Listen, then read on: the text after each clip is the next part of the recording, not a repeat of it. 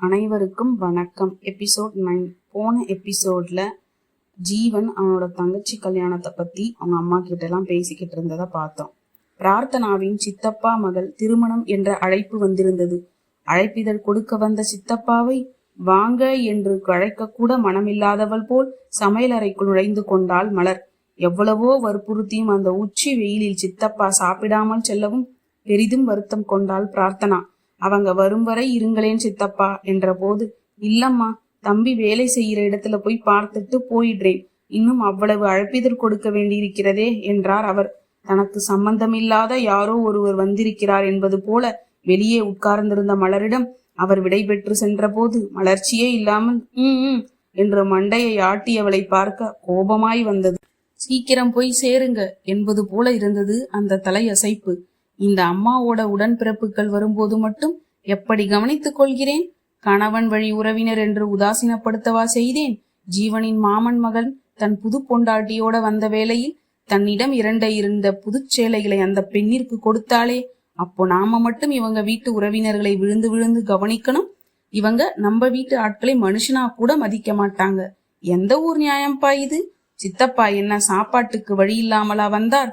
வந்தவரை வா என்று கூட சொல்ல பிடிக்காத மனநிலை உள்ள ஜென்மங்கள் ச என்று வெறுப்பாய் இருந்தது. மனக்குமரல்களை தனிமையில் கொட்டத்தான் முடிந்தது. கணவன் மனைவியிடையே மனம் விட்டு பேசும் அளவு உள்ள நெருக்கத்தை வளர்க்கத்தான் இவள் இடம் தரவில்லையே. ஆனால் இப்பொழுதெல்லாம் வலிய வலிய செல்கிறார். அவனோ போதும் உன் சகவாசம் என்பது போல் விலகிச் செல்கிறான். நாம் உதாசீனப்படுத்தியவர் நம்மை உதாசீனப்படுத்தும் போதுதான் அந்த வலி தெரியும். இப்போது கணவனின் உதாசீனம் அதிகமாய் பாதிக்கிறது. கோவில் விசேஷ வீடு என்று எங்கேயாவது அவள் தயாராகி வரும்போது கண் சிமிட்ட மறந்தவன் போல் அவள் அழகை அவன் ஆதாரிக்கும் போது உள்ளுக்குள் அவள் நெகிழ்ந்து நின்றது இப்போதுதான் தன் மனதால் உணரப்படுகிறது. இருவருக்கிடையே இருந்த பேச்சு கூட நின்றிருந்த நிலையில் கல்யாணத்திற்கு கண்டிப்பாய் போகணுமில்ல என்று கேட்டவனிடம் என்றாள். என்னால வர முடியாது, உன்னையும் தனியா அனுப்ப முடியாது, யாராச்சும் வந்து கூட்டிட்டு போக சொல்லு. ஏன், நான் அங்க போறது உங்களுக்கு பிடிக்கலையா? இப்ப நான் போக வேணாம்னு சொன்னேன்.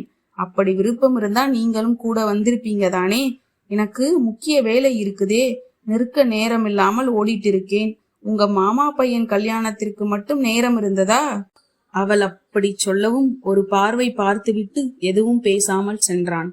2 நாட்கள் கழித்து தயாராயிரு, கடைக்கு போய்விட்டு வரலாம் என்றான். எதுக்கு? கிளம்ப சொன்னா கிளம்பணும், கேள்வி கேட்க கூடாது. மறுபேச்சின்றி தயாராகி வந்தவளிடம் போய் அம்மா கிட்ட சொல்லிட்டு வா என்றான். இது வேறையா? சும்மாவே அந்த அம்மா பேச மாட்டாங்க, இதில் மகன் கூட வெளியே போறது என்றால் அவ்வளவுதான். பதபதைப்புடன் போய் சொன்ன போது, எங்கே போறீங்க என்றவளிடம், தெரியாது, கிளம்ப சொன்னவ என்றார். பைக்கின் பின்னால் ஏறி அமர்கையில் இதயம் ஏனோ அதிகமாய் தடதடத்தது. ஏற்கனவே 4-5 முறை சென்றிருந்த போதும் இம்முறை அனுபவம் புதுமை என்று ராகமிசைத்தது இதயம். பிடித்தமானதற்கு அப்பொழுதெல்லாம் கம்பியை பிடித்து கொண்டவள் இப்பொழுது அவன் தொடை மீது கையை வைத்தாள். இணக்கமாய் அமர்கையில் ஏற்பட்ட நெருக்கத்தில் தெரிந்தும் தெரியாமலும் அறிந்தும் அறியாமலும் ஏற்பட்ட ஸ்பரிச தீண்டலில் இதயம் குதூகலித்துக் கொண்டிருக்க ஒரு துணிக்கடை வாசலில் வண்டியை நிறுத்தினான். அவளுக்கு பிடித்த நீல நிறத்தில் அவன் தேர்வு செய்த சேலையை பார்த்தபடி நின்றவளிடம், பிடிச்சிருக்கா என்று கேட்டான். இப்ப எதுக்கு இதெல்லாம்? உன் தங்கை கல்யாணத்தில் எல்லார்கிட்டையும் காட்டி பந்தா காட்ட வேணாமா? நான் கேட்டேனா? உன் வாய் கேட்காவிட்டாலும் மனசு கேட்டது போல தெரிகிறது.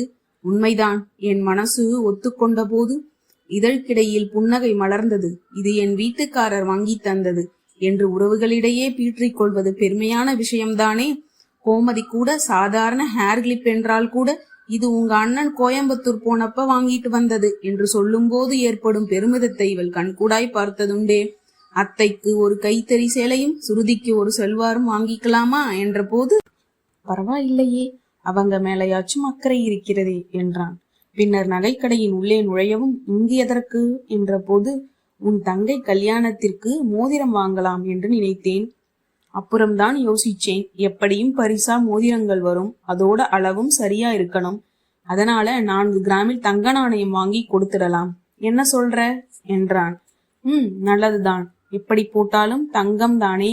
அப்படி இந்த சேலைக்கு பொருத்தமா நீலக்கல் கம்மல் வாங்கிக்க என்றான். இல்ல பரவாயில்ல, எல்லா வண்ணக்கல்லிலேயும் வச்சிருக்கல்ல, இது மட்டும் இதற்கு பாக்கி என்றவன் தான் தேர்வு செய்ததை எடுத்து இது எப்படி இருக்கு என்ற போது தேடலில் இருந்தவள் நிமிர்ந்து பார்த்து பிரமித்து போனாள்.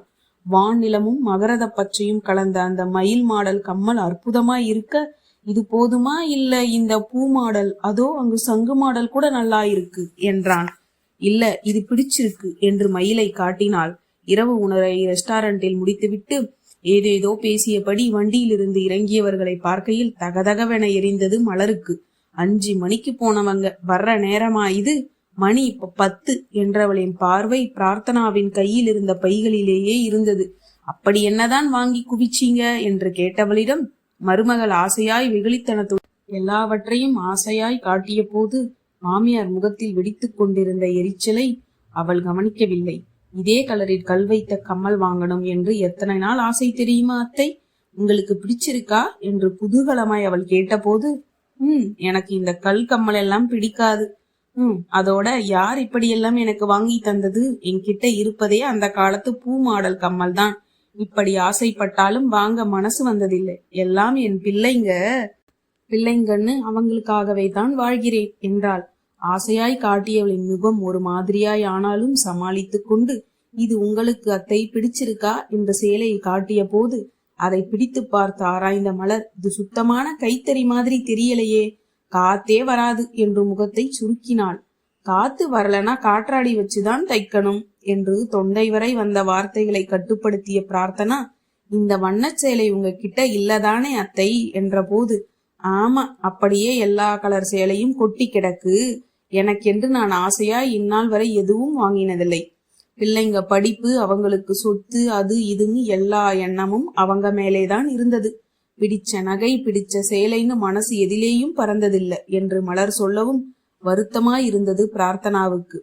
பாவம், பிள்ளைகளுக்காய் வாழ்ந்து கொண்டிருக்கிறார். தனக்காய் எந்த சுகதுக்கங்களையும் இவள் வைத்துக் கொண்டதில்லை.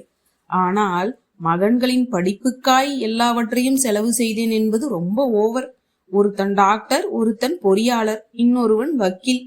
படிப்புக்காய் தியாகம் செய்தார்களாம். எல்லாம் என் நேரம் என்று நினைத்து கொண்டவள், உங்களுக்கு ஏதேனும் வேணும்னா என்கிட்ட கேளுங்க அத்தை, சேலை வேணும்னா கேளுங்க அத்தை, உங்க பிள்ளை வாங்கி தர மாட்டாங்களா என்றாள்.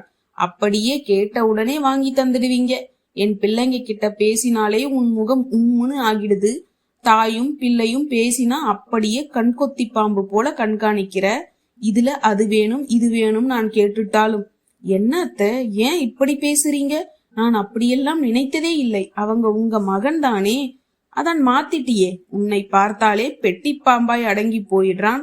அன்றைக்கும் உன் அம்மா இங்கே வந்த நேரம் நானும் பேசிட்டு இருக்கோம். அதை உன் அம்மா கண்ணாலேயே உன்கிட்ட காட்டுறா. நீ என் பிள்ளையை முறைக்கிற. அவன் பயந்து போய் அப்படியே பேச்சை பாதிலேயே விட்டுட்டு போறான். ஆத்தாளும் மகளும் என் மகனை எப்படி ஆட்டுவிக்கிறீங்க? எல்லா நாடகத்தையும் நான் பார்த்துட்டு தான் இருக்கேன். என் பிள்ளையை வளர்க்க நான் பட்ட கஷ்டம் எனக்கு தான் தெரியும். அதிர்ந்து போய்விட்டாள் பிரார்த்தனா. இது எப்போ நடந்தது? இவ்வளவு கீழ்த்தரமாய் நடக்க அவள் அப்படிப்பட்ட குடும்பத்திலிருந்து வரவில்லையே. பெற்ற தாயையும் பிள்ளையையும் பிரிக்க வேண்டும் என்ற எண்ணம் அவள் மனதில் எழுந்ததே இல்லையே. அவள் அத்தை, மாமா, சித்தி என்று குடும்ப உறவுகளோடு வளர்ந்தவளாயிற்றே. அதோட மாமியார் சொல்வது போல தன் கடைக்கண் பார்வையிலேயே கணவனை ஆட்டி வைக்க அவர்கள் இருவருக்குள்ளும் அப்படி அந்யோன்ய உறவு இன்னும் ஏற்படவில்லையே. அம்மா பாவம், எப்போதும் பணிவாயிரு, கோபத்தை அடக்கு, விட்டுக்கொடு, அமைதியாயிரு என்றுதானே அறிவுரை வழங்குவாள். எந்த தாயாவது கணவர் வீட்டாருடன் சண்டை போடு, சச்சரவை உண்டாக்கு, குழப்பம் செய், நீயும் நிம்மதியின்றி அடுத்தவர் நிம்மதியும் கெடு என்று உபதேசம் பண்ணுவார்களா? எப்போதும் நல்ல மருமகள் என்று பெயரிடுமா என்று அறிவுரை வழங்கும் அம்மாவை போய் இப்படியெல்லாம் எப்படி எளிதாக பழி போட முடிகிறது? நல்ல மனம் உள்ளவர்கள் மட்டுமே நல்லதை நினைப்பார்கள். எதற்கெடுத்தாலும் குறை கூறிக்கொண்டே இருப்பவர்களிடம் எப்படி வாழ்க்கையை ஓட்ட முடியும்? சில நேரம் மலர் சாட்டும் குற்றச்சாட்டுகள் பிரார்த்தனா கற்பனை பண்ணி கூட பார்க்காத அல்ப விஷயங்களாய் இருக்கும். இப்படி என்றால் அப்படி, அப்படி என்றால் இப்படி என்று எப்போதும் மருமகளுக்கு விரோதமாகவே தப்பாய் அர்த்தம் எடுத்துக்கொள்ளும் மலர் மகனிடம் மனைவியை பற்றி குறைகளை அள்ளி தெளிக்கும் போது பிரார்த்தனாவுக்கு அவள் மேலேயே சந்தேகம் எழும். ஒருவேளை நாம் அப்படி செய்திருப்போமா என்று. எவ்வளவுதான் பிரார்த்தனப்பட்டு பொறுமையை கடைபிடித்தாலும் மாமியாரிடம் நல்ல பெயர் எடுக்க முடிந்ததில்லை அவளால். திமிர் பிடிச்ச நாயி, ஆணவம் பிடிச்ச கழுத, ஆத்தாகாரி போலத்தானே இவளும் அவளும் சம்மந்தி வீட்டுக்கு வந்திருக்கிறோம் என்ற உணர்வு கூட இல்லாமல் மகாராணி போல கால் மேல கால் போட்டு உட்கார்றா. கேடுகட்ட குடும்பம் என்று அர்ச்சனைகளை பிரார்த்தனாவின் காதுபடவே விழும். என்னை திட்டட்டும், உரிமை இருக்கிறது. என் குடும்பம் என்ன பாவம் பண்ணினது? அவர்களுக்கும் இவர்களுக்கும் என்ன சம்பந்தம் என்று மனதிற்குள்ளேயே புலம்பிக் கொள்வாள் பிரார்த்தனா. சுருதி தாயாருக்கு மேலாக இருப்பாள். நம் வீட்டு அண்ணி என்ற உணர்வே துளி கூட இருக்காது. ஏதாவது தேவை என்றால் பேசுவாள். இல்லையெனில் பிரார்த்தனா வலிய போய் பேசும் சமயங்களில் பேச விருப்பம் இல்லாதவள் போல தன் பார்வையாலேயே அலட்சியத்தை வெளிப்படுத்துவாள். ஒரே வீட்டில் முழு நேரமும் மௌன அழுத்தத்திலேயே கழிய பைத்தியம் பிடித்து விடுமோ என்ற பயத்திலேயே பொழுதுகளை கழித்துக் கொண்டிருந்தாள் பிரார்த்தனா. அடுத்த எபிசோட் நாளைக்கு பார்க்கலாமா?